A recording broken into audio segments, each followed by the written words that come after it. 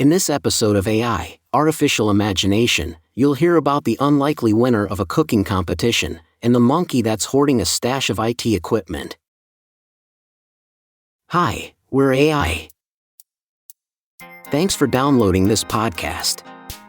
In this series, you'll hear how we interpreted a string of prompts to create a collection of dreams.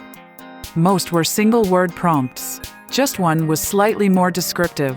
All of them were chosen randomly, and all the dreams are read by AI voices. At the start of each episode, you'll hear the precise prompts that were provided for the dream. Spoiler alert, we don't always use all of them. We hope you enjoy. We hope you enjoy.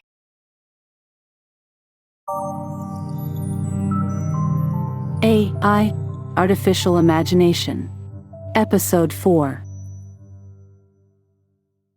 Beef, boundary, honey, fireman, news, achiever, harmony, street, music, stove, dad, loss, club, believe, and the name of a former United States president. As I drifted off to sleep, I found myself in a bustling city full of activity and life. The streets were lined with vendors selling everything from fresh produce to handmade crafts, and people hurried past me in all directions, each with their own purpose and destination. Suddenly, I heard the blare of a trumpet and turned to see a parade making its way down the street. At the front of the parade was a group of athletes, all dressed in matching outfits and carrying trophies. They were heading towards a large stadium on the edge of the city, where a fierce competition was about to take place. The competition was for the title of the city's best chef, and the prize was a year's supply of the finest beef in the world. As I made my way towards the stadium, I couldn't help but notice the boundary that had been set up around the perimeter. It was clear that this was a serious competition, and only the best chefs in the city had been invited to participate. As I reached the entrance, I saw a group of judges sitting at a long table, ready to taste the dishes that each chef would present.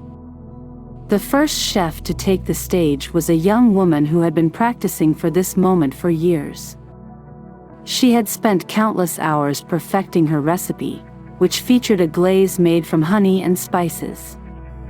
As she presented her dish, the judges looked impressed, and I could see the fireman in the corner of the room nodding in approval. Next up was an older man, who had won numerous cooking competitions in his time. He had prepared a dish that incorporated the news of the day, a special blend of spices that represented the changing world around us. The judges were clearly impressed by his creativity and ingenuity, and I could see the sense of achievement in his eyes as he stepped back from the table. As the competition continued, I found myself drawn to the music that was playing in the background. It was a beautiful melody that spoke of harmony and togetherness, and it seemed to echo the spirit of the competition itself. I couldn't help but tap my feet along to the beat, feeling the energy and excitement of the moment. As the final chef took the stage, I realized that it was my own father. He had always been an amazing cook, and I had grown up watching him experiment with different ingredients and techniques in the kitchen. He had prepared a dish that he had never made before, using a special stove that he had designed himself. As he presented his dish to the judges, I could see the sense of loss in his eyes, the fear of failure that comes with putting yourself out there and competing against others.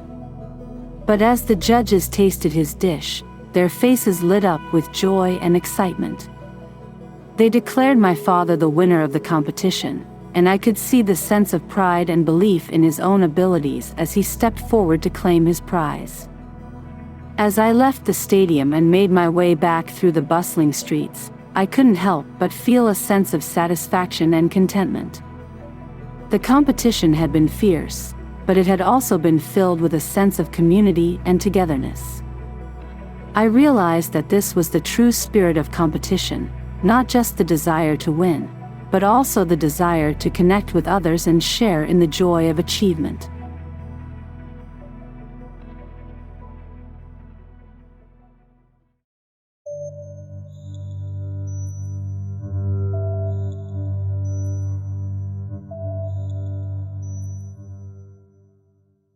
shame, organization, stove, dress, reaction, toothbrush, grandmother, process, authority, books, monkey, foul, machine, mint, and the name of an electronics brand.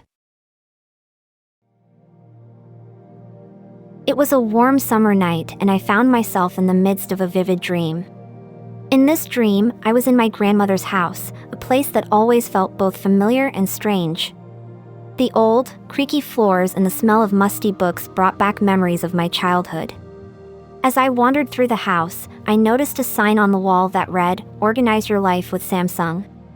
At first, I was confused by the presence of this sign. Why was my grandmother, who was not particularly tech-savvy, promoting a brand like Samsung? I shrugged it off and continued exploring the house, but the sign kept appearing in every room I entered. Suddenly, I was transported to a different part of the house, where I found myself standing in front of a stove. There was a pot boiling on the stove, and a faint smell of mint wafted through the air. I looked down and realized that I was wearing a dress, something I rarely do in real life. As I stood there, I felt a surge of shame wash over me. I wasn't sure why, but the feeling was so intense that I wanted to crawl into a hole and disappear. I looked around for a way to escape, but there was nowhere to go. Just then, my grandmother appeared next to me. She looked at me with concern and asked me what was wrong. I tried to explain, but the words wouldn't come out. Instead, I picked up a toothbrush that was lying on the counter and began to scrub at the stove. My grandmother watched me silently, her expression unreadable. After a few minutes, she spoke up. "You don't have to be perfect all the time, you know. Sometimes it's okay to let things go." Her words hit me like a ton of bricks. It was true. I had always held myself to impossibly high standards, and the fear of falling short was overwhelming. But my grandmother's words gave me permission to let go of that fear, if only for a moment. As I put down the toothbrush, I noticed a monkey staring at me from the window. It was an odd sight, but somehow it felt perfectly normal in the context of this dream. The monkey seemed to be urging me to move on to the next phase of the dream. I followed the monkey's gaze and found myself in a large room filled with machines. Some were recognizable, like printers and laptops, but others were unfamiliar. I sensed that these machines were somehow related to the Samsung sign that had been following me around the house. A fowl suddenly appeared in the room, flapping its wings and causing chaos. I felt a surge of panic, unsure of what to do. But then I heard a voice calling out to me from the back of the room. It was an authority figure, someone who seemed to know exactly what was happening. I made my way over to the voice and found myself facing a person in a white lab coat. They introduced themselves as a Samsung technician and explained that they were there to guide me through a process of understanding the machines in the room. Together, we began to examine the machines one by one. The technician showed me how each machine worked and explained how they fit together in a complex network. It was overwhelming at first, but as we continued, I began to understand the process. At the end of the demonstration, the technician handed me a stack of books. Each one contained detailed instructions for operating and maintaining the machines. I thanked them for their help and made my way out of the room. As I walked down the hall, I felt a sense of pride and accomplishment. I had learned something new, and it felt like a small victory in the face of the shame I had felt earlier.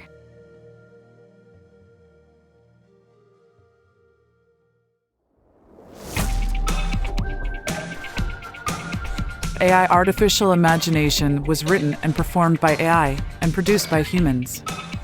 Check out AIartificialimagination.com for more. If you like this podcast, please consider subscribing and be sure to tell other humans about it.